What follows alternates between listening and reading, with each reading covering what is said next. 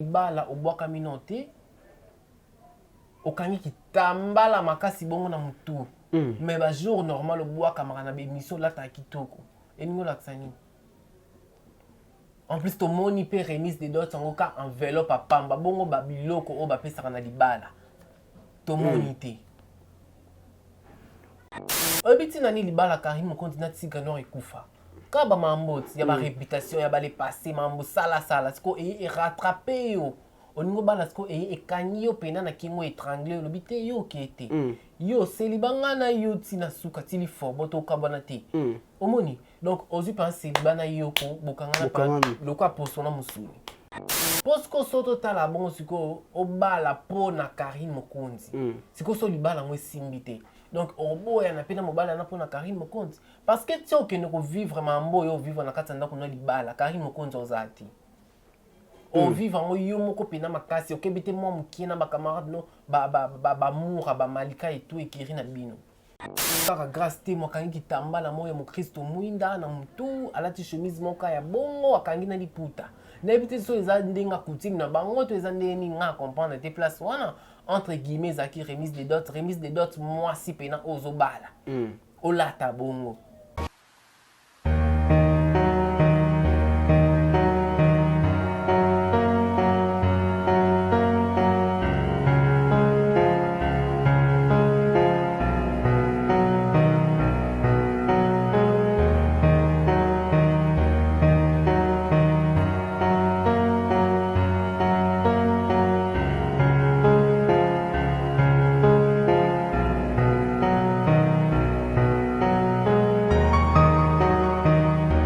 Bienvenue sur Congo Source Télévision, je suis Stepi Bissel, le padre de la presse. Bolinga Aboit. Bobenga ki bokomi na page Stepi Bissel mikolo monanate, on est là. So biso to monanate, ça veut dire to s'occuper pelisous na maramusu soumettre linga rabino mingi vu que caméra benda biso ka pembe na bino pour bolingo obino bopesa ka biso et ça la ke noto za la liboso caméra pour to pesa ka bino ba news to pesa ka bino ba actualité to longola ka bino ba stress. Par rapport à ndenge boss junior tizainga ninga linga kamikona ki kota bakatanga to be tango bongo mikona mutaba katange boss junior tizainga ebisenga Stepi Bissel faut osala ka émission trop poto monaka elongno. Alors lelo na même no actualité moko oyo ezo circuler na internet il y a 2 jours déjà. Ils ont circulé sur internet affaire ya mariage ya grâce tembo remise des dots ya grâce tembo donc to moni batu ba komi batu ba bengi batu ba lobby ba stone mukendi ba bengi ba Brino Lubika ba bengi ba Stepi Bissel. Est-ce que c'est vrai grâce tembo abalito ezabuse yango par rapport ngande na zabo na linga na zaka mutu moko bo na zaka vraiment clean na linga so na pesi eloko ba épreuve ezala na ba marambo ya bien vraiment ezala. Le je suis avec Suleiman Timbo passeport rouge le vrai. Yépé passeport rouge le vrai. Grâce tembo pe passeport rouge. To éviter ce qu'on bête en ndenge to mekampe ko solana passeport rouge. Est-ce que Ezalu Besto, Ezalu Bezte? Avant de commencer, ton appel sa parole n'est pas invité dans la mingi. Naïb Sabino, vous s'abonner massivement dans la chaîne Abisso Ezali Congo Source TV. Vous s'abonner massivement, vous liker, vous partager ma vidéo par rapport à Boss Junior Mboni, ya Maman Karine Mboni, Maman Paradis, Mikolo Dombingue, Maman Paradis. Et là, commenter Zate. Je vais dire directement à mon invité, bonjour déjà. Bonjour à toi Stepi Bissel, le padre de la presse congolaise. Donc merci beaucoup à toi l'ingénieur NK Pro derrière la caméra pour ces belles images. Merci aussi au boss Jires Mboni, Namoni Saki erreur. Obi Junior Mboni, c'est Jires Mboni. Junior, ouais. Jires Mboni, Motema, ya Maman Karine Mboni, Maman Paradis. Mère double. Maman donc Paradis. Merci beaucoup Nayoka no lobito beta marambo. Ma solo ya libala ya grâce Temo, passeport rouge concert na biso au soi-disant à Bali. Yaya. Passeport rouge, tout le monde internet et ningani, tout le monde internet et ningani internet qui m'appelle et sali boy Stepi Bissel. Est-ce que vraiment mambo oza solo? Est-ce que vraiment grâce tembo à Bali? Grâce tembo vraiment est-ce que encore bala na habité passeport rouge? Point de vue d'ailleurs à propos du mariage et concert na biso zali. Bon point de vue à propos du mariage na donc à moi si tout il faut bala suka ato sali kindumba ndenge nini. Donc suka destination au final les ara libala donc il faut vendre na ndako libala au bota au boko la bana. donc destination finale ya mwasi nyonso to na mokili era yango wana selon ndenge nzambe asalila mais sikoyo mingi bafille ya kini surtout bafille ya théâtre bafille ya YouTube bango miso ndeti mande mo bonde ka genre bobalaka te ou soit bafille oyo basala bao bazala bastar bakomiso genre ka ndeti bobalaka te on dirait baba déesse on dirait baba déesse on dirait baba nzambe on dirait bango tout baleka bafille on dirait baleka bafille nyonso to ya mokili bara spécial on dirait bango bobala te mais quand même félicitations na grâce te moso libala neza ya solo so eza buzz te ya tour on dirait bango balobaka parce que bango bakomisa nyonso buzz so eza buzz te ya tour donc ezala pena kitoko et ça bien.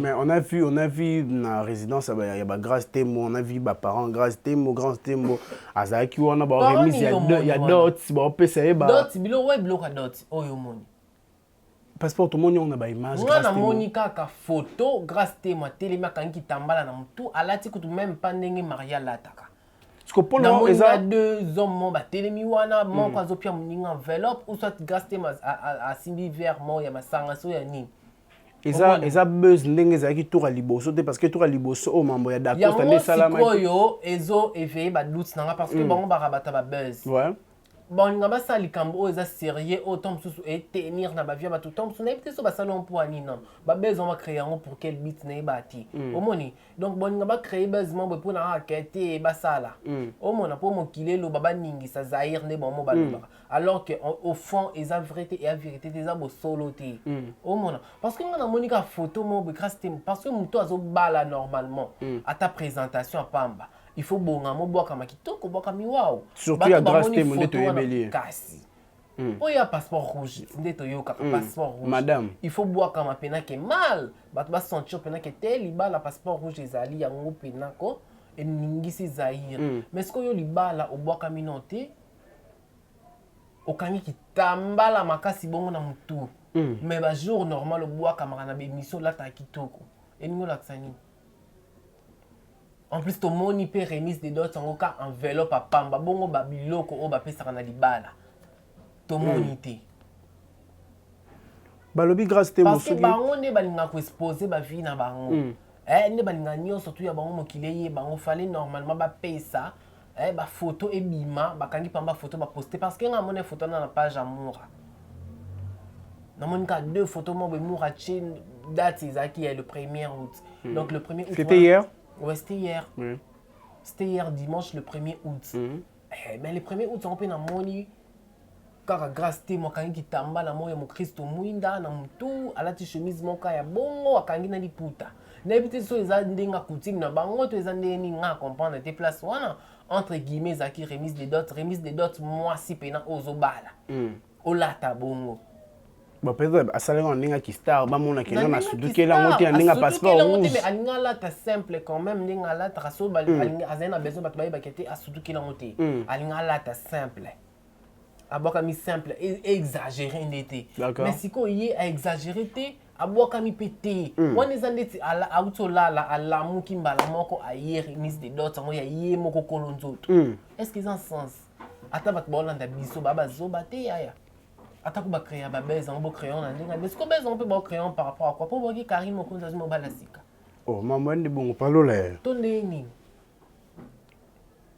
ngana okaki mo futi moko ebima ke non grâce tembo peut-être soka zobala pona kolakisa Karine ke non Karine abimisa ka jour mo asala live alobaka ke non ndeza bo ba chroniqueuse nyonso fo babala na sima nanga parce que ye azosala ngo pona kolakisa Karine Mokonzi ke non na bali liboso na non parce que bango vie na bango mobima bango de vivre aka par rapport à Karine to donc ngandi na boye nana de makolo nana vas-y. Nana deux makolo nana deux misu. Deux madusa zolo neti ninga nga wana. Donc si qu'on a banako vivre selon yé. Alors que yé pe ana biloko nombre biloko ya na nzoto nombre biloko na nzoto na. Et si mbate. Wana c'est que ngana inférieur par rapport na yé. C'est que baba sans esprit, ban esprit te. Ban esprit mo inférieur. Nani oyo. Omoni. Posko soto tala bon siko obala po na Karine Mokonzi. Siko so libala ngwe simbite. Donc obo ya na pena mobala na po na Karine Mokonzi. Parce que tio ke ne ko vivre mambo yo vivre na katanda ko no libala Karine Mokonzi ozati. on vit en yo moko pena makasi okebi te moi mokie na bacamarade no bamoura bamalika et tout ekiri na bino. Donc pour na yo soki on peut dire donc soki pour na yo selon ba popo na yo eza buzz. Pour na ngai na yebi te parce que moi je me trompe rarement. Là c'est trompe. Mais ozo mona ngo lokande eza buzz. Non mona ngo lokola te mais eza buzz. Ce que soki omoni lobby ba pe sur invitation. So ba pe sur invitation donc non c'est là. OK né. Non kende. Non c'est là. Parce que eza mariage eza événement moko heureux donc eza pena bien eza pona bien na europé parce que abouli si peu trop qui lesbienne peut to yoka ba sango ba coach ba nini na éviter so préparer ba question sur cette affaire na éviter et eza la bien pena ko to ki kaste mo bali donc avant discipline zoto na ndako comme pe pona mutumo parce que nzoto esali trop makambu kaste mo sala na internet otomona mambo ya ba coach bimi otomol sujet yango. Tout le monde ba coach abima que non ya zala mobile la grâce tembo mobile ya fi azala macarine ana zonga ba lycée des ala rende bando bengo macarine ya grâce tembo ba bloc on tongo bima est-ce que selon you famille ya mobile ya grâce tembo ba ko linga bandi ma ba accepter moi na bango abala mutu o utina ba vie ndeti ya ba macarine wana. C'est là où on a dit que na côté à mobali. Ah ya au moins ce qu'on dit que on a côté du côté famille mobali donc jamais na kolinga soit ya na biso soit oncle nanga ou soit mutu moka ya famille nanga un membre de ma famille bala moi si le quoi grâce temo donc non tolérant oté no linga ngo kuta tamu qui était obiti nani libala Karim continue tigano ekufa ka ba mamboti ya ba réputation ya ba les passé mambo sala siko et rattraper yo oningo bala siko ekanyi yo pena na kingo étranglé lo bité yo kete yo selibanga na yo tina suka tili fo boto kabana te omoni donc ozu penser bana yo ko bokanga na le quoi pour son musuli mais babi muta changera grâce te va changer maman muta changera bien sûr pe libala les arapona à deux personnes omoni mobali wana soit lingi grâce obala OK omoni ata obala était que non comme ma famille parce que libala bien sûr ils aura deux personnes mais famille peut avoir une implication dans mon akati parce que so beaucoup bala na famille zati papa zati maman zati donc libala est ça na mati d'accord omoni libala est ça na mati yangwana tina batu na ba mariage civil batu na qui sont pour qui sont contre ces mariages omoni ils aura pour na bon parce que so mutu ata moko alobi que non moi je suis contre et les kati passeport rouge donc na kati libala donc liste na ba genre ba coutumier bongo il faut bosa na batu bosa kinzonzi batu bolo baba makambu batu ka o bosa ma makambu donc so bazati mingi batu na ba mikolo so bazati au moins te libala ça na mate simba te siko yo siko bazwa ba rattraper on dit yo grâce on a ba passer modèle wana famille ni yango no ya mobali ni na bon éviter lo ba famille bon nyonso baza na poto babi pe mobali on va changer ma culture ba changer ba comportement ba changer ma façon de voir les choses on va comprendre que et elle est passée à grâce boy mais nga pena na pire esprit so casté mo bali lelo et ça nga bien donc ezaka que non une chroniqueuse célibataire de moins donc allons na liste ba chroniqueuse célibataire à côté ce qu'on a liste ba chroniqueuse mariée donc ezaki toko grâce temo passeport rouge grâce temo biso no toyebi azanga na ekiri ya ba Karine Mokonzi ekiri o bando retraité ya ba fi ba pétasse ya ba fi o mitu des beba ya ba fi ba mpoli ekiri kututé azalaka kutu na ekiri parce que grâce temo er azaki na Karine Mokonzi ba ki bango deux. D'accord. Voilà Karine Mokonzi anon na bekirité o équipe nationale non équipe nationale est ko s'est formé er grâce temo bakabwani bon azaki na Karine Mokonzi ba Lekechu ba Jaël ba Cynthia Wadol to moni ba Afilora ba Pamela Chekola mais ba ki na ba camarade ya kala mais ba créer na nous équité ou quelque chose comme ça non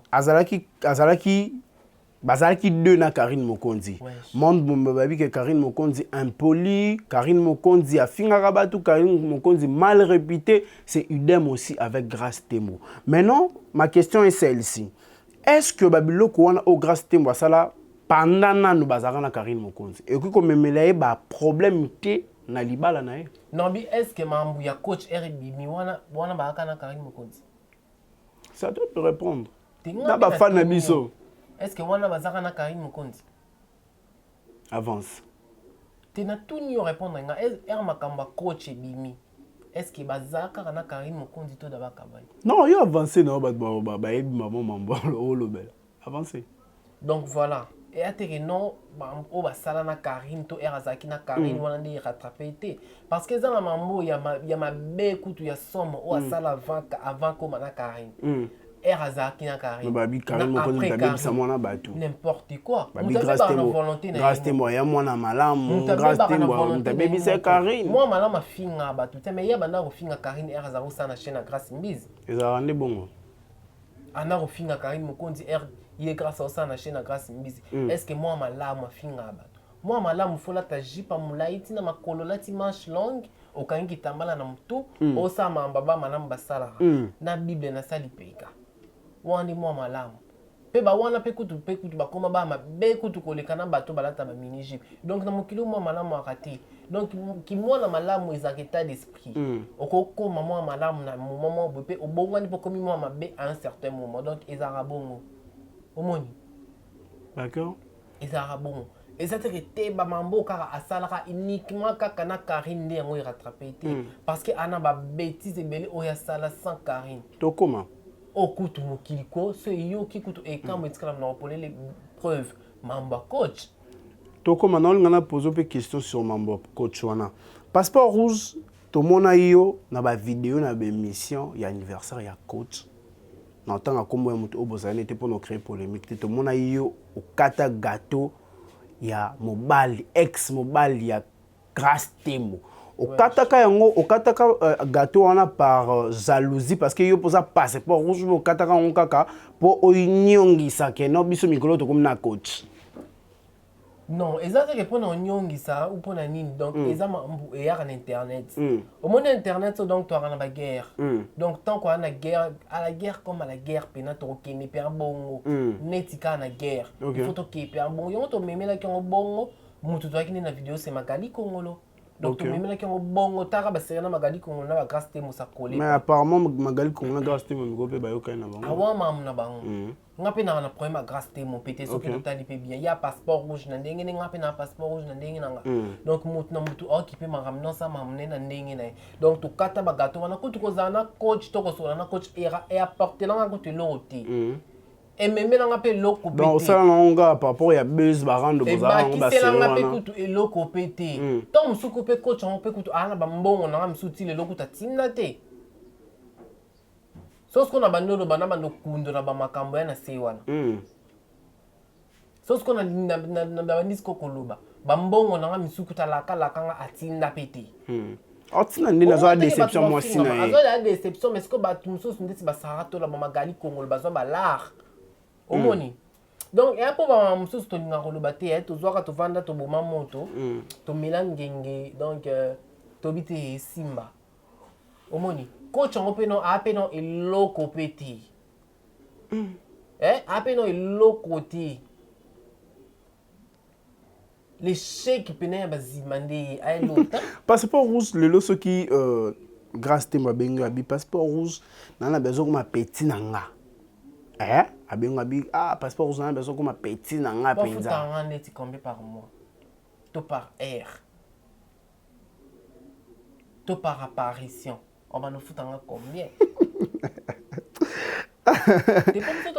Black Chicha la belle au comment maman ndekele comme ça to gena na ndenga ba star on va nous foutre en ndeti combien genre par minute par seconde par heure par apparition on va nous en ndeti combien bon en fait au moins ba tumso tong ba musika ezamie bozara musika obanga peut-être bendo base abenda nga base te et pour nga na zano passeport rouge sans moto sans nani mutafula nga zate parce que le ba Grace Tembo ba fula e aya quand mo kondi biso to tebi sala nzita mona na via moi Ange Kapinga belinga ro mingi nga pena ngaki trop donc voilà merci beaucoup toi Ange Kapinga omoni to bi o Karine Mokonza sala na via moi nana moi nana côté na via fille wala na via il y en a via notre consoeur Grace Tembo la star Grace Tembo to yebi mais bato pe bele ba ebisanga que te mais bitum balé so bosali dio et pesa bien et ça kitoko et ça la boye donc ngape ngakutu na blème nete hein Grace Tembo lelo andimi akoma responsable à créer foyer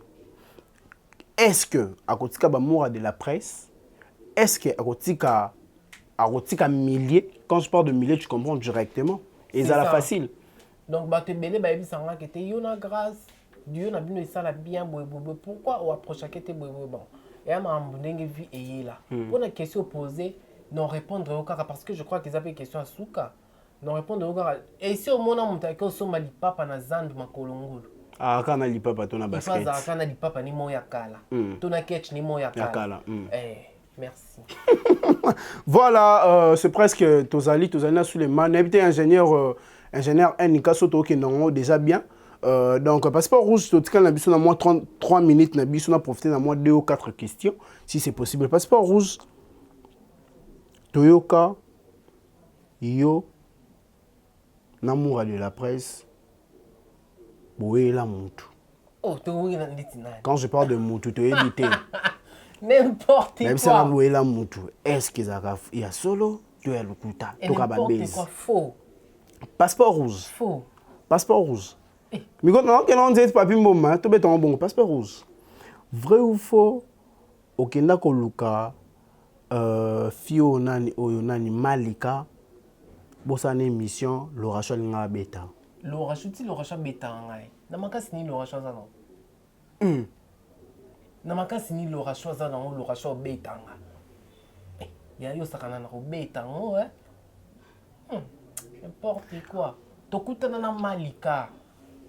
Li l'orachol nda nga chama ki songi wana po mambo ebimana. Elle est de mambo le ka utina kutu ya lobelezate. Passeport rouge. Vrai ou faux? Lelo soki grâce thème. Alors beaucoup ma petit nae. OK. Non, qui n'était. Merci beaucoup. C'est déjà la fin de cette émission. Moi, j'aime comme ça. Quand je suis avec Suleiman Timbo, passeport rouge, oh, Marlène et Moto, Balobaka. So, Boabinomi, Balé, Bossala, bien. Oh, Isabella, P. Alobaka, pourquoi pas. N'a ça va bon retour déjà à Black Chicha, la belle, Moutoti, Aouti déjà Turquie, Azak, Awa. Pourquoi pas aussi dire un grand merci à Fifi, si ou à Ponamoi, c'est bon, on a ça, que c'est vraiment bien. Tout ça, déjà, dans la émission, on a biso, bino, bateau, oh, bon, vidéo, oh, il y a libo.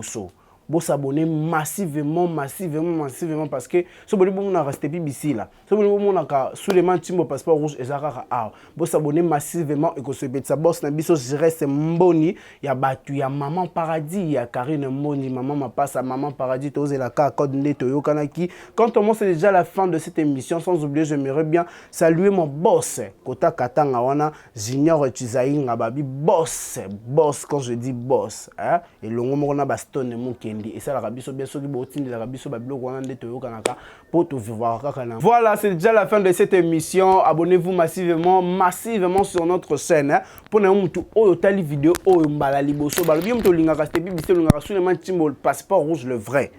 Hein? Abonne-toi massivement, invité Batouba Bakota Bacha qui songi bo commenter hein? Par rapport à Marlène Moto Balobaka Stepi Bistaso Boabino Balena Suleiman Timbo et ça la bien Isabella, je t'aime beaucoup. Pourquoi pas Mikolo na mpanza bakatanga mkona na ba boss bakatanga tout ba boss nanga na zubango boss Junior Tizainga pourquoi pas Aston Mukendi bavenanga na lebno fort quand on vraiment c'est déjà la fin de cette émission. Abonnez-vous massivement et ça la bosse nanga bien Junior Mboni ya batu ya maman ma passe à Karine Mboni maman paradis et tout ça la grande toyo kanaki. On se voit au prochain numéro. Bye bye.